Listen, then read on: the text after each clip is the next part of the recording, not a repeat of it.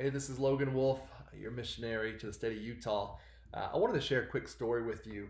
Um, for several years now, when I go to participate in some of these like gospel conversations trainings that we do, or four field intensive trainings that we do, even just reading through the book of Acts on my own, it always struck me this pattern you see with Paul and some of the other disciples, some of the other apostles, that when they come into a new city, a new region, that they would first go to the synagogue and preach the gospel there in the synagogue, um, and then from there move out into the community.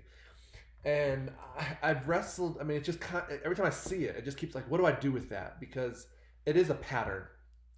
And now here we are in Utah, and I mean, there's Mormon wards, chapel buildings, all over. I mean, I'm looking at one right up the hill here out my window, and there's one down the hill here, one on the other side. I mean, they're just all over. And like, what do I in this context? Does that pattern mean anything?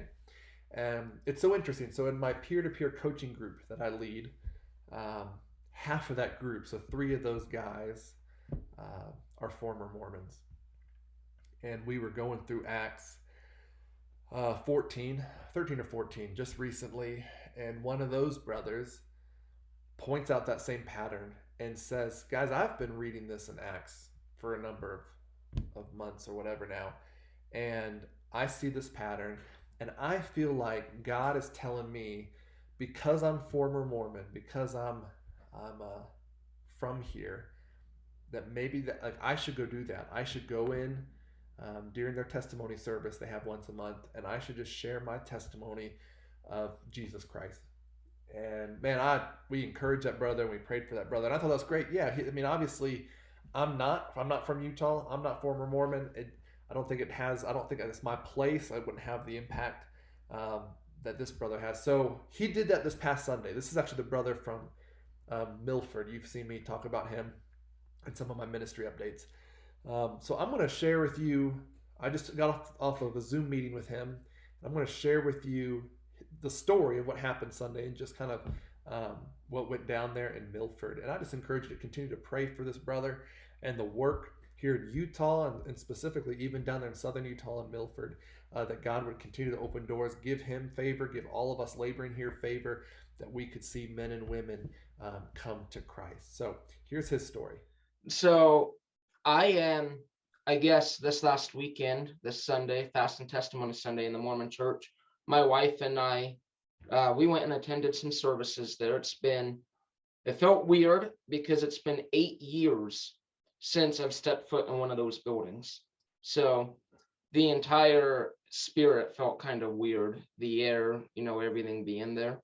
It did feel weird, but I am a former Mormon. And I've been convicted just reading the book of Acts and seeing the way the apostles, they went to the synagogues and they continue to share with their kinsmen and the people of their old faith. And I've been convicted of that a lot, to go and share in the Mormon church where I am from. I grew up there. My whole family's Mormon. It's my background. And so I felt convicted to go and share my testimony. And needless to say, I didn't want to get kicked out my first time there. So I was a little more cautious a little bit on what I said. But there was, I think you could tell a vast contrast between my few minutes up there versus everyone else. I had forgotten what Fast and Testimony meeting was really like after 8 years of listening to everyone get up and say, I like to bear my testimony. I know this church is true. I know Joseph Smith was a prophet, and just, it felt so awkward. And then remembering that everybody always ends everything with, in the name of Jesus Christ, amen. Like, it doesn't matter what they say, they always end everything in that. So it was kind of a shock, I guess, going back into my old culture and being re-immersed into that. But real quick, I did get to share my testimony. I briefly shared when I left the church, briefly shared how I was going my own way, had my own ideas on how I should live, how God saved me from that. And I really went briefly in a matter of 2 minutes through the book of Romans with them, um, wanting to show them that we are truly depraved, that we have nothing good in us, and that our only hope is in Jesus Christ alone. After the fact, the Mormon church is still weird right now with COVID. So there was less than 25% of the ward present in person. The rest, they were broadcast into Zoom. So if somebody was affected who was not there but watching the broadcast, I don't know. Um, the few people who were there, a couple people came and talked to me afterwards and still did not get exactly what it was that I shared. They actually thought I was Mormon. And they're like, I didn't know you moved here. Can we get your records to move into the ward? And so I had to break it to them like, hey, I'm not of you guys. I'm not Mormon anymore. But they want to send some people to my home, visiting home teachers. I'm okay with that. Let them come.